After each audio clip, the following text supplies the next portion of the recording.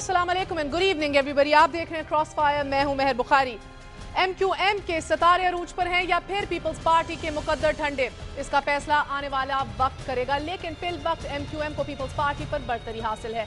मामला पेट्रोलियम की कीमतों में इजाफे का हो या जुल्फिकार मिर्जा की तल्ख कलामी का, MQM जिस मसले पर भी अड़ी, पीपल्स पार्टी को इसे मनाना ही पड़ा। रेमंड डेविस की बरियत के मामले ने नाजरीन MQM और पीपल्स पार्टी की हालिया तजदीद वफा का मामला सर्द कर दिया था। सूरत हाल कुछ यूं है कि पीपल्स पार्टी MQM के मुतालबे पर कराची में अपनी ज़ेली तंजीम पीपल्स अमन कमेटी पर पाबंदी लगा चुकी है और MQM जो सिंध असेंबली के बॉयकॉट पर थी अब वापस भी आ चुकी है। और इसी दौरान सदर मुमलिकत आसिफ अली जरदारी ने अपने एक फरमान के जरिए टैक्स दहिंदगान पर 15% फ्लैट सरचार्ज लागू कर दिया है। क्या आने वाले दिनों में MQM इस मामले पर एक मर्तबा फिर पीपल्स पार्टी के साथ अपना गुजारा ना होने का ऐलान करेगी? और इसके अलावा एक बहुत अहम सवाल जो इस रिपोर्ट में उठाया गया है, मुलाहिजा कीजिए।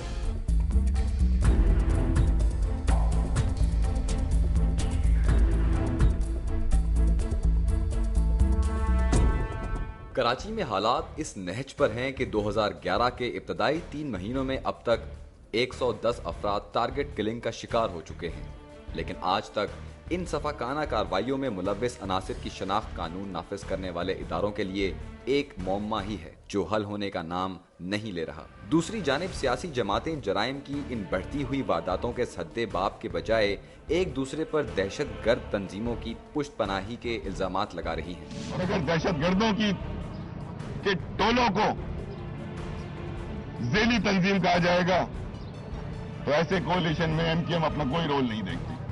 MQM के सख्त मौक़िफ़ के बाद पीपल्स पार्टी अपनी इस ज़ेली तंजीम से दस्तबरदार हो गई। सदर ममलिकत की हिदायत पर सिंध के वज़ीर आला ने इस पर पाबंदी आयद कर दी। पीपल्स अमन कमेटी के तमाम दफातर बंद कर दिए जाने के बावजूद गुज़िश्ता 2 दिनों में कराची में अब तक 12 अफराद की टारगेट किलिंग की जा चुकी है। अगर सूबा भर में होने वाले जराइम की सूरत हाल का जायजा लिया जाए तो सूबे में साल 2010 में कत्ल की वारदातों में इजाफा हुआ और 3299 केसेस रिपोर्ट हुए, जबकि 2009 में 2734 केसेस रिपोर्ट हुए थे। अगवा बराए तावान की वारदातों में 2009 में रिपोर्ट होने वाले 198 केसेस की निस्बत 2010 में 175 केसेस रिपोर्ट हुए। 2010 में डकैती की 1809 रिपोर्टें दर्ज की गईं, जबकि 2009 में यह तादाद 1827 थी। 2010 में राजधानी के 4657 और 2009 में 4427 मुकदमात दर्ज हुए।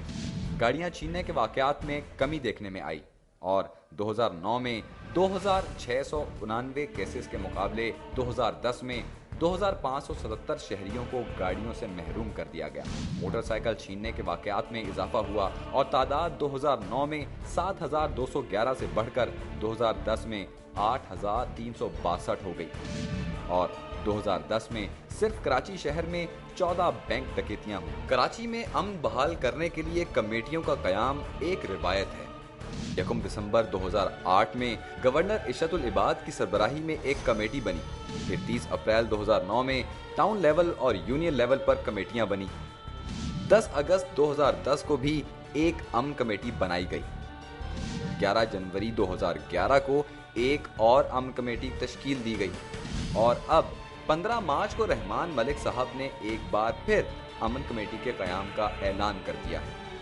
अमन के लिए बनाई जाने वाली ये कमेटियां कराची के अमन की मौजूदा सूरत हाल पर सवालिया निशान हैं। हर 2 घंटे बाद गिरने वाली लाश को देखकर कराची के बासी ये सोचने पर मजबूर हैं कि सियासी जमातों के ये इत्तेहाद और सर जोड़ बैठने की ये मशकें कराची के अमन के लिए हैं या फिर अपने अपने मफाद के लिए। आपकी जिंदगी जान और माल के तहफ़्फ़ुज़ के लिए जो पैक्ट हुआ है, जो अंडरस्टैंडिंग हो, ये वो आखिरकार क्या है? क्योंकि सिलसिला तो थमने में नहीं आया।